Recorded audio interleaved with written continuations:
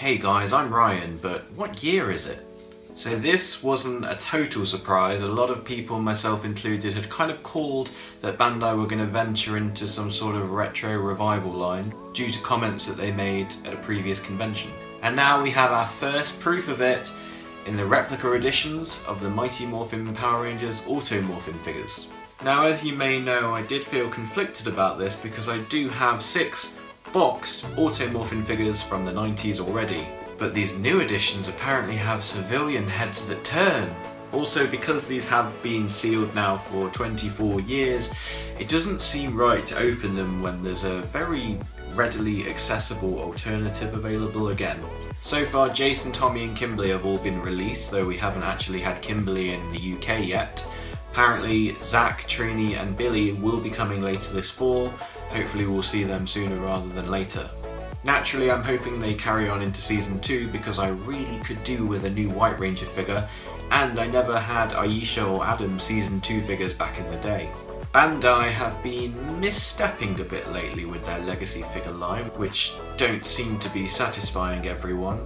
I can't even get the legacy figures I want in the UK yet. So perhaps as a way to deflect the constant criticism every time they do something new, Bandai have gone back to the past. And of course it's in honour of the 25th anniversary year we're now in. MMPR from way back in the 90s meticulously recreated down to the smallest detail, back on your shelves again. Who would have thunk it? Now let me walk you back down memory lane. I'll just grab my rose tinted sunglasses and yes, don't worry, you can have a look too. Back in the day, the Auto Morphins were my favourite action figures.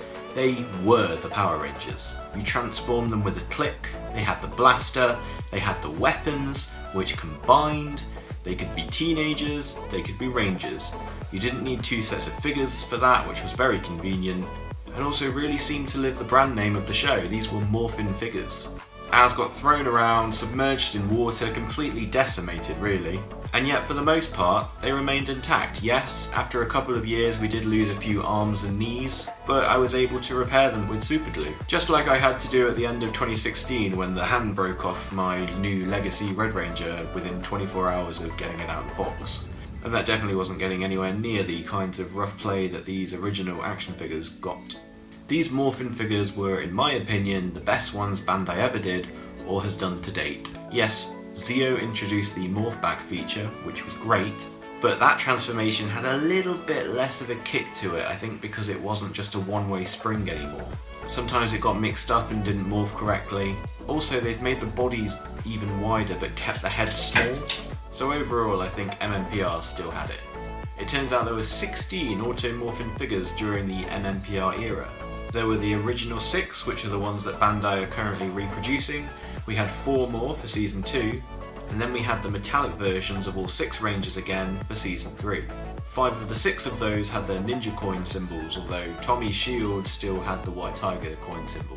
The one Mighty Morphin Power Ranger not to get an Auto Morphin figure was actually Kat. No surprise really, she did come extremely late into that season, and by that point they were wanting to push the Alien range of toys instead. Some people have taken it upon themselves to create custom versions using her Zeo Ranger figurehead. Anyway, I loved them. They were in scale with the villains, and despite being smaller, they were so much more fun than the 8-inch figures, which only came with a blaster. These to me were the essential Power Ranger figures. Okay, so that was the good stuff. Now we can move on to the cold, harsh, light of day stuff. Cool blue. This might get frosty. First of all, obvious one, the proportions. You look at it now and think, what? They used one body type for 9 people, 3 of which were female. This wasn't a big deal back in the day at all, but seeing what we get now, it stands out horribly. You know when you're a kid and you see old toys and they look so blocky? At the time these seemed quite cutting edge, but now I can really see the blockiness. It's a shame they couldn't have done different gender body types at least, though I expect it's the transformation which limits what they could do. The other thing that hasn't held up well are the joints. As greatly posable as they are, using the joints makes them deteriorate, and our originals are now very loose. Get them in the right stance and they'll stand up fine, but give them a slight nudge and they fall like dominoes. These were screwed together back in the day, whereas they just use plastic pegs now. Time will tell, I suppose, which one has the most lasting power. The weapons back then were just one solid colour, and it wouldn't actually be until Season 5 Turbo where we got weapons of more than just one colour. The other glaringly obvious thing is that they have the dino symbols on their chests. Yes, I know, in all of the illustrated stuff around then about Power Rangers, they always had those dino symbols there. But still, it wasn't show accurate. And you presume that this was only done to try and show people that all 6 Rangers, despite looking exactly the same apart from their helmets, were very different and that you needed to collect the entire set. I expect that's why they were quite good on accessories back then too, because that was something else that they could use to differentiate the Rangers from one another. I guess back in the 90s, when Power Rangers was first starting out, it was a bit of a gamble that people would want to buy the same figure pretty much 6 times. You can actually scratch the dino symbol off. I've done that with Rocky because the gold had started fading and it wasn't that much trouble just to take the black away as well. It leaves behind the nice white diamond pattern that you expect. I just don't know if I'd want to try it on these new versions just in case they haven't painted it white behind it this time. You just never know. If anyone does buy the new reproductions and decides to scratch off the coins, let us know. I just have to say, this is so fantastic to have these figures out in the mainstream world again. It really wasn't something I ever expected to happen. Yes, they're niche products aimed at collectors, but I was able to go into my local toy shop and buy this. If you remember how quickly Power Rangers stuff used to vanish as soon as we were on to the next season, you might remember, as I did, getting used to the idea that once it was gone you would never see it again. Obviously as time went on we found eBay to get over that, but still nothing beats being the first person to own it. So here we are, and it's part of the Legacy collection in the new 25th anniversary silver themed packaging. There's some very nice gloss sheen on the other products on the back, which I've not seen them do before. It's really nice. Even if the other Legacy products they're selling don't look very appealing at the moment. I don't know if this is a UK exclusive, but you even get information on the ingredients of the tattoo transfer. I really like these protected boxes because I'm going to open the card, but once I'm done with the figure I can put it back in the card, and instead of just flopping back open, it'll have this bit of plastic keeping it closed. That's good. Also a very handy feature given how banged up my original 90s editions are. Underneath then you get the facsimile edition of the original 90s card, with painstaking effort made to ensure every bit of text and graphic appears in the exact right place. At first glance, these things are identical. If my 90s edition wasn't so battered, you might struggle to tell them apart. Flip the cards over, however, and there are a few nuanced clues to tell them apart. Number 1, the most glaring of all, is the reproduction package message, which you now see on the bottom of the back of the card. Number 2, Korobkin and Associates aren't being credited with the packaging design anymore. Saban brands have stolen that space. They had to fit that logo on somewhere. Number 3, there's a picture of Jason transforming which appeared on the back of every Ranger card in the 90s, but it looks like now it relates to the Ranger that you've actually bought, so that's a nice touch. Number 4, there's a warning message about only using Tommy's shield in Ranger mode, appearing just below the promo image that shows him wearing it in Teenager mode. Hypocrites then, hypocrites now. Back in the 90s this appeared on Tommy's card but not any of the other Rangers, whereas now it appears to be on every Ranger. Number 5, about that image, a little disappointingly, it's a lot more grainy now. I presume it's a result of having been scanned rather than Bandai just having found the original file. Number 6, the font used in the story text is a bit different. You can see it best in the letter T. It looks like there's a bit more of a tail on the new version.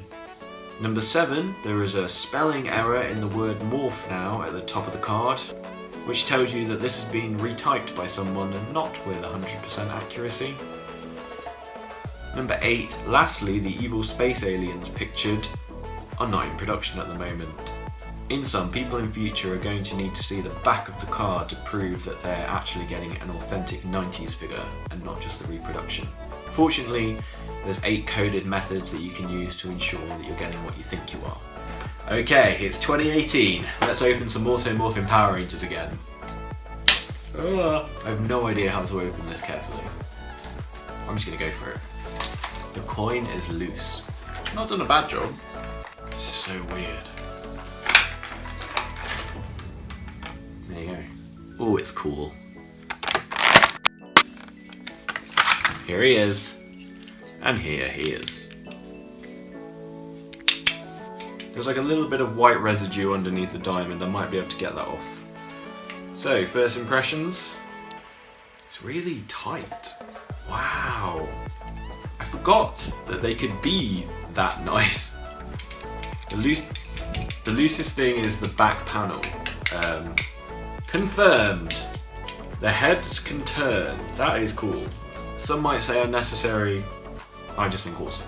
A shame though that doesn't extend in Ranger mode. On the back plate it now says SCG Saban Capital Group PR Power Rangers B17 Bandai 2017 China 40290. 40290 relates to the reference number of this legacy product, not as the assortment number of the original version. There's a CE, a European conformity symbol on his left foot boot. We didn't used to get that, but the holes are still there, so you can still plug it into the morpher of the power chamber if you want, sold separately. Doing well guys, doing well. I just never thought I would be opening this figure again. It says Green Ranger, but I think we'll see this as the Titanus Brachiosaurus. Why did they do that? That was so weird. Tommy's free! That's really fun. So Tommy's shield now has somehow been upgraded. Let's have a go. Yeah, that's incredible because back in the day, yes, there is some rattle. I think that might be the back plate and maybe a bit of the shield. But yeah, that's not coming off, at least not accidentally. Isn't it funny, like back in the day the shield got broken because it was so fragile and you would step on it or you would play too roughly. Now the shield is really hard to take off and it will probably break because it doesn't want to give up. So let's go against the warning. Can it? No! You can't put the shield on in Tommy's teenager mode. His stupid ponytail gets in the way. What if we turn his head? Will that work? Kind of. No, then his chin gets in the way of the front of the shield. Okay, well, we tried. So, they're back. Auto Morphin, Jason and Tommy. Just need Kimberly and then I need the other three to come out later in 2018. This is really cool. The likeness of these things actually looks more cartoony now than I remember, but hey, I think it's exactly the same, so...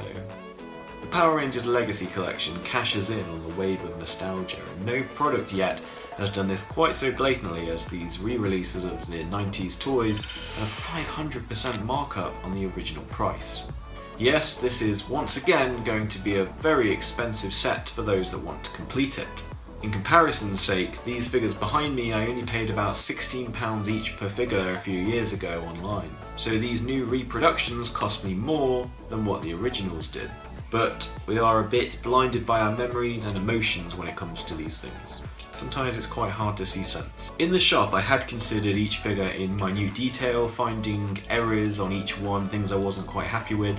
The ones I went for, I thought, okay, I can deal with the flaws on those. Strangely, at the time I thought my 90s versions didn't actually have any paint imperfections. It was only when I got home, got them out again, and even saw these sealed guys that I realised that I'd misremembered it.